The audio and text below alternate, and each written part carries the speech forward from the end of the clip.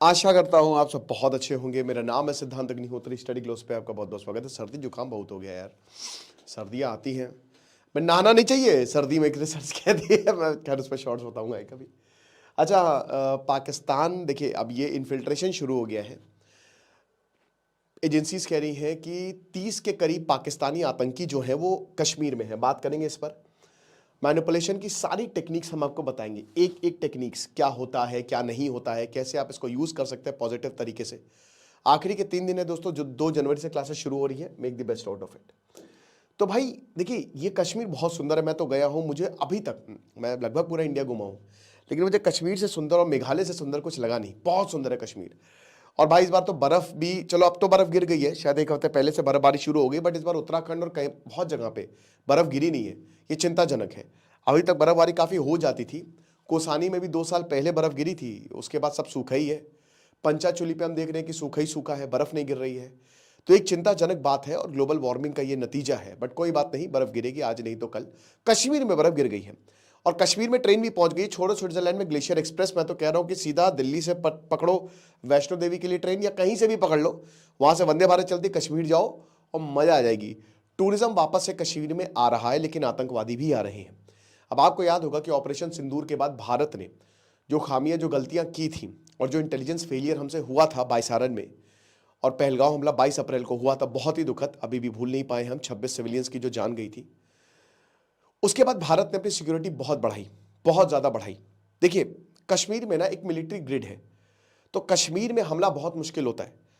उन्होंने कहीं पर भी हमला नहीं किया, बायसारन में किया, और बायसारन तो वहां पे ना वो कहते हैं ना कि डिजास्टर इन मेकिंग था, क्योंकि वहां ऊपर पहुंचना बड़ा मुश्किल है यार, क्योंकि रास्ता ही नहीं है। रास्ता वहां पे खराब जानबूझ के किया गया है ताकि लोग घोड़े खच्चर करें, और जो अच्छा रास्ता है वो भाई बंद है। वो, मैं तो अच्छे रास्ते से गया था, क्योंकि मुझे एक भैया भले आदमी ने बता दिया था जो कच्चर वाला था कि आप यहाँ से जाइए, और मैं पैदल गया था ऊपर। मैं पैदल गया था, मैं और मेरी वाइफ दोनों। बहुत ही, लेकिन वो डेंजरस है यार। और कहीं वो हमला नहीं कर सकते क्योंकि औकात ही नहीं है। सब जगह तो मिलिट्री आर्मी डिप्लॉयड है, कहाँ पे करोगे आप। और बताया जाता है कि जो बकरवाल्स या जो लोग सर्दियों में, क्योंकि जब बहुत ज़्यादा सर्दी पड़ती है ना, जैसे आप गुलमर्ग जाएंगे तो वहाँ पे ऐसे हट्स बनी हुई है, तो लोग वहाँ पे बकरवाल्स आके, और जो सब रहते हैं वहाँ पे, जो लोग हैं, ट्राइबल्स हैं, लेकिन जैसे ही वो सर्दियाँ आती है, बहुत बर्फ गिरती है, तो वो नीचे माइग्रेट कर जाते हैं। तो आतंकवादी यहीं पे ही रहते हैं। कहते हैं ना कि कहा जा रहा है कि जब एक तरफ पहलगांव हमला था और एक तरफ आतंकवादी रह रहे थे, क्रिकेट खेल रहे थे वो, फिर इंडियन आर्मी ने पकड़ पकड़ के मारा, ठीक है ना। और बहुत बड़ा ऑपरेशन तांडव और ऑपरेशन महादेव, इसके तहत जो है ना, सबको जो है बारी बारी से एलिमिनेट किया गया। पहले क्या था ना कि बहुत सारी सुरंगें थी जिससे इन्फिल्ट्रेशन होता था। 2001 से लेकर 2008 तक भारत में बहुत इन्फिल्ट्रेशन हो, बहुत हमले हुए। लेकिन 2008 के बाद, 26/11 के बाद हमने फेंसिंग पे ध्यान दिया।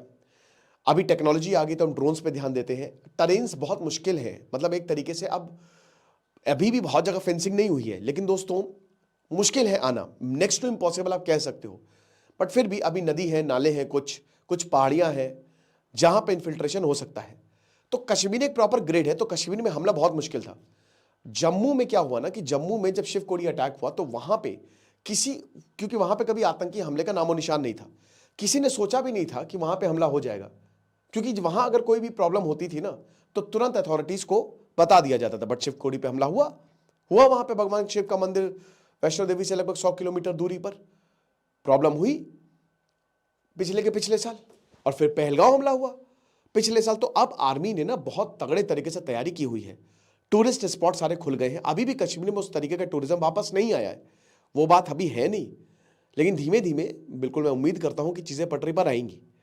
Now what is happening there, कि कुछ आतंकी है।